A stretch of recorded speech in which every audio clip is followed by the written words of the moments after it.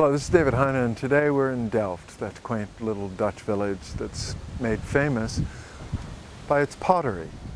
Well, in fact, the heyday of Delft pottery was the 18th century, late 17th century, early 18th century. And in fact, today in Delft there are only two traditional potters left. One of those two is here, the Delftse Pauw, which we're going to visit today. We're going to find out how traditional Delft pottery is still made. So let's go inside, find out.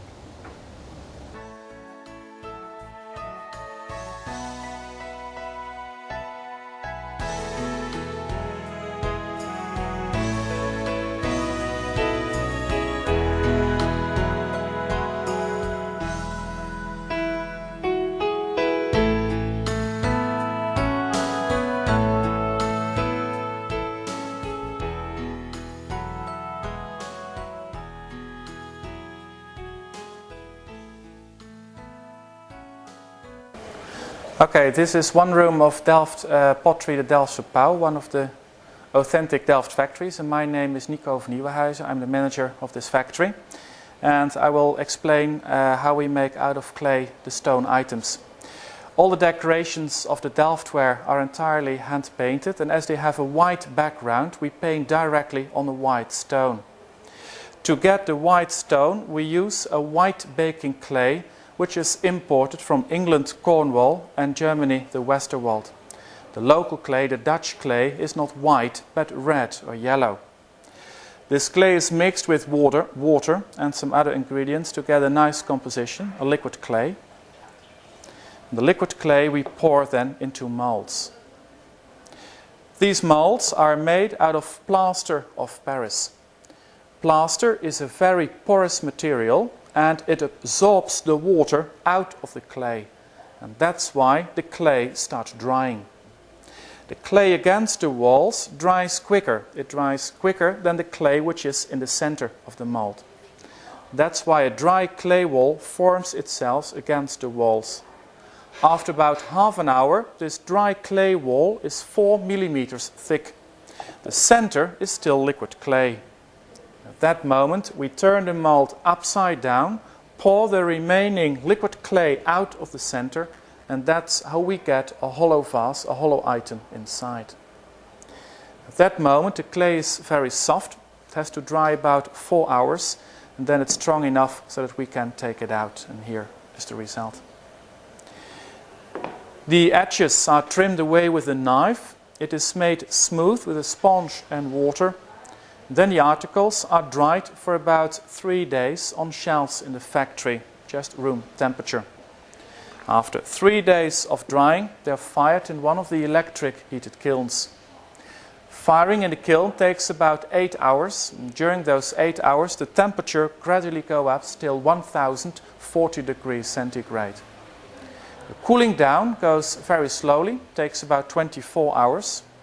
You see that during the firing in the kiln, the clay changes into white stone. Directly on the stone we do the hand painting, and that's done in the painter's room. On this wall we show the different steps of the painting. During the first firing the clay changed into white stone, and now the painter starts to paint the decorations. First, a very vague sketch is made of the decoration, either freehand with a pencil, or they use a stencil. In the main lines on this stencil have been made holes with a needle.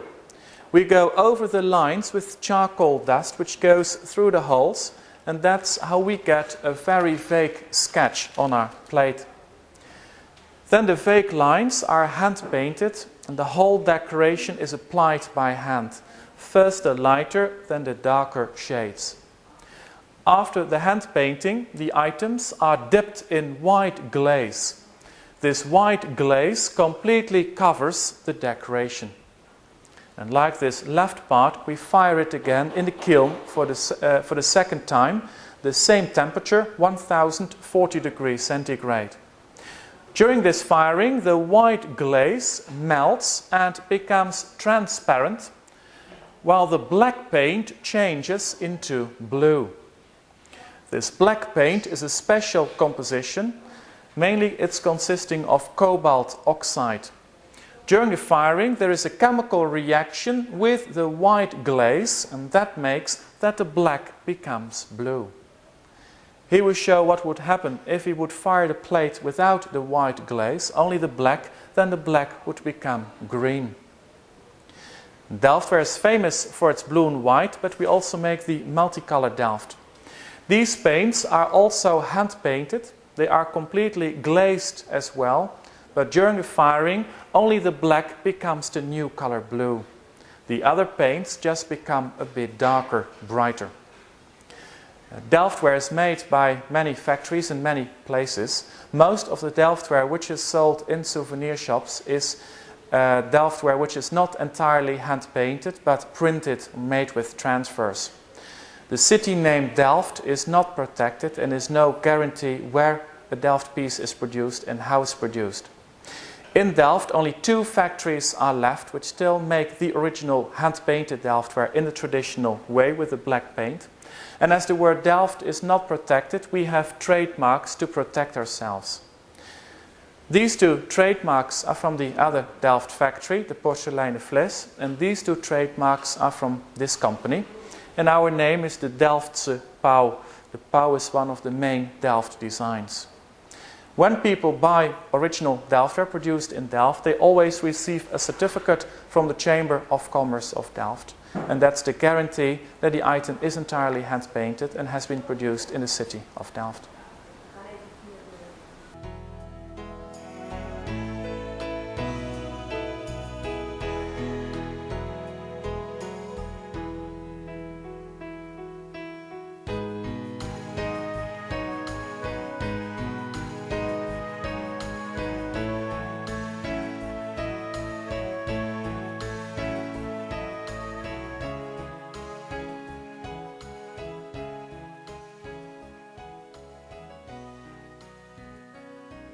My name is Ger Weemhoff.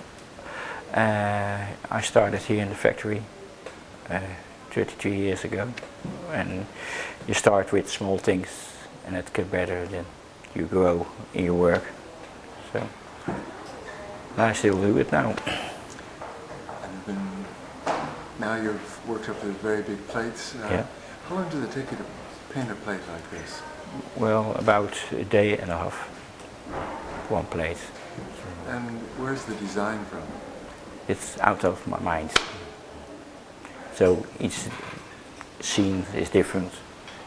So most of the time I do some old things, old city scenes, people like that. Now, how did you learn to do this stuff? I have education on school, and after the school I come here and I learn it from an old painter, so it's getting on and on. Anyway, I hope so. And you then teach other people? Yeah, I teach do the small scenes, and I give it to him. So you study old designs? You look at other Yeah, I look to the old paintings and scenes, and I learn from that. And I keep it in my mind, and I put it over the plates and tableaus of scenes, tiles. Now some of them are traditional painting. Do you do those too? Yeah, also. Yeah. Always the how you call that? The outside have always been the same pattern, so you can recognize your work on that. But inside I put always, like over there, it's always different.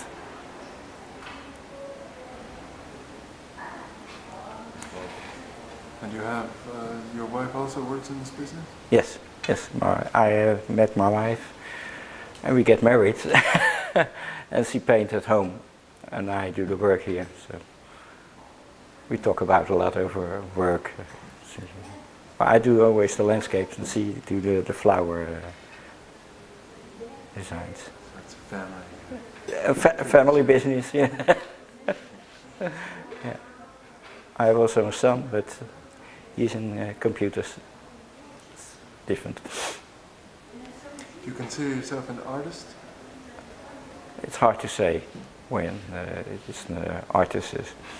If people say you're artist, okay, but I'm, yeah, what you kind of, meer een ambachtsman, what you say. You do beautiful work. Oh, well, I think I'm good. So. Yeah. How many of these tableaus do you paint in a year, do you think? This kind of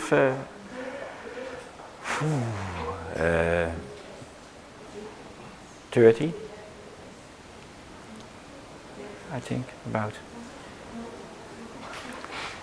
And many little plates just like that. No way to see. In painting this, do you have special equipment, special type of brushes? I have a lot. Yes, special brushes. Bigger and for the air it's bigger. And that is for the small lines. I know, just for that is just for that. Now what kind of paint do you use? Is it a special kind of paint? Yes, special paint on water base. But I don't know what in is.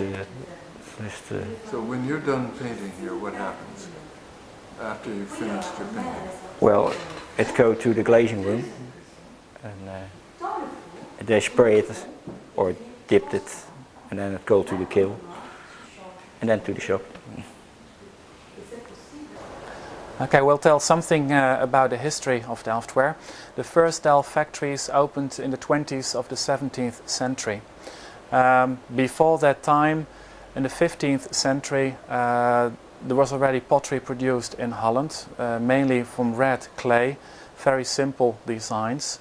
In the 16th century, majolica was imported from Spain and Italy, and that's also made out of red stone, but they covered the part of the stone with a white tin glaze, which gave a white background, and they started to paint decorations on the tin glaze, which was an improvement compared to the pottery which was produced before. It was first imported, but later on they started to make this type of product also in the Netherlands.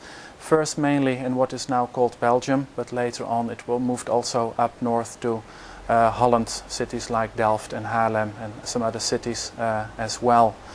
Then in the beginning of the 17th century, Chinese porcelain was imported, which became very popular in Europe and also in Holland, and was a threat to the majolica makers. And that's why they started to imitate this type of product. At that time in Europe we did not know how to make porcelain, so what they did was that they improved the quality of the product which they made before. They still used the Dutch clay, the red clay, which they, by changing the composition of the clay composition, were able to make a thinner stone. They started now to glaze the item completely with a white tin glaze. Before they only did the part which they painted on, and now they did the whole item. And in that way they got a better quality piece of pottery. The first they started to paint the decorations on that they were used to, and later on also Chinese decorations were added.